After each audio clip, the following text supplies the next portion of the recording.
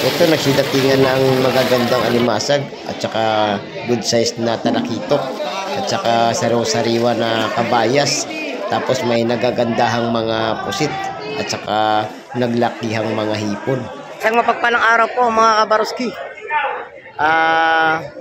November 21 ngayon, araw ng Biyernes. Ayun. Bali, medyo tanghali tayo.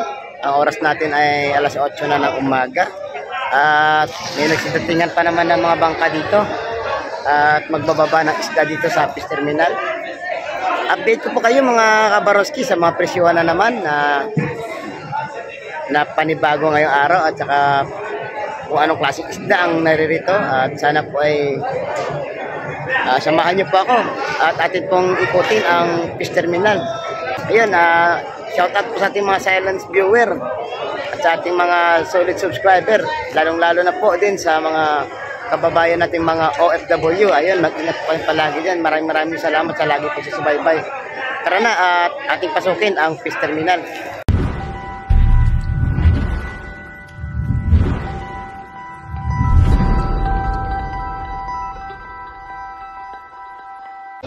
Ang ganda ngayon ng ating kabayas mga kabaroski, 250 ang kilo. Tapos dito sa Lawlaw, tagwa 100 pesos ang kada tumpok. Ayan. 100 pesos na lang lahat yan, yung mga makikita yung nasa tray. Lahat yan ay 100 pesos. Dito sa isda oralis natin, nakinang-kinang pa. 150 ang kada tumpukan. Lalo tong bagaong 150 mga kabaroski. Ayan, ang daming tumpukan. Ito, bagong dating ito. Kabayas kung tawagin yun mga kabarski. Fresh na fresh. Ayun. Nakita niyo naman mga kabarski yung presyuhan. 250 ang kilo ng kabayas. Dito sa hipon natin ay 700 ang kilo. Sa pusit 450. Ayun. Sa alimasag natin mga kabarski 280 ang kada kilo. Ito sa tumpukan ng mga hipong urong ay 100 pesos. Dito sa alimasag natin mga kabarski, 280 ang kilo niyan. Ang sarap ng alimasag, talaga namang may aligi pa. Good size. Itong sugpo, 700 ang kilo. Ang lapu-lapu natin ay 550 ang kilo. Dito sa Tagigi natin ay 250 ang kilo. At meron pa ditong tumpukan ng hipong bulik. Mabibili natin ng 150 ang kada tumpok mga kabaroski. Good size. At ito pa yung pinakamagandang isda mga idol mga kabaroski. Yung isdang kabayas. At saka isdang talakitok. May salengga at saka tagigi. May tamban. Samutsari na mga kabaroski. Yan bagong dating talaga yan galing sa laot. Ang kada kilo ng kabayas natin ay binibenta nila ng 250 ang kada kilo. Dito naman sa Tagigi, ganun din mga kabaroski. Walang pagkakaiba ang mga presyohan ng isda dito. Ayun sa may natin, sa may espada ay mabibili natin ng 220 ang kada kilo.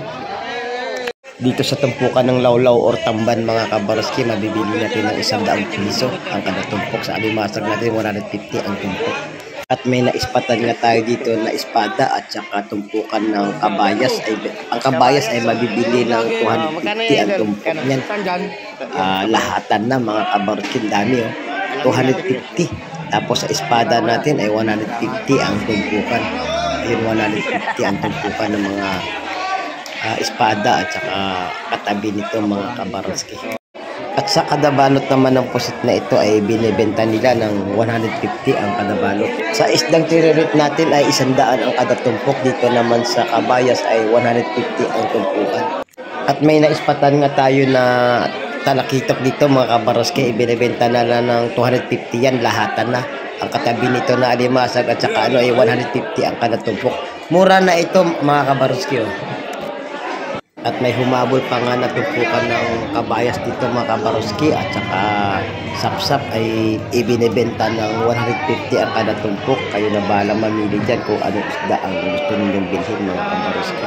Talaga namang fresh na fresh at talaga namang maya-maya lang mga kabarskay, talaga namang pag-aagawan niya ng mga mamimili. Meron pang inilatag na alimasag. At syempre mga kabarskay, hindi tayo nagpapatalo. Bumili ako ng pang-ulam na nabili ko lang ng 150 ang isang tumpukan na yan sa sariwa.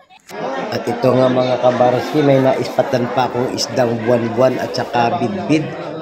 At ito nga, may lumapit sa atin na dalawang matanda na gustong bilhin ang isda na yan. Binibenta na lang ng 250 mga kabarski. Yun nga lang ay tumawad itong dalawang matanda, tinatawaran ng 200. Swerte sila mga kabarski at nandyan ako at ibinigay ng tropa natin na sa halagang 200 na lang. Kaya jackpot na sila mga kabarski, pwede nilang pansigang yan, pang-ihaw, pang-prito, maraming pwedeng gawin sa isda na yan. Kaso mo lang asabi ng mga matatanda, yan ay lulutuin nila para sa kanilang alagang mga pusa. Ayos din mga kabarski, ano? Buti pa ang pusa nila, talagang naglalaki ang isda ang uulamin.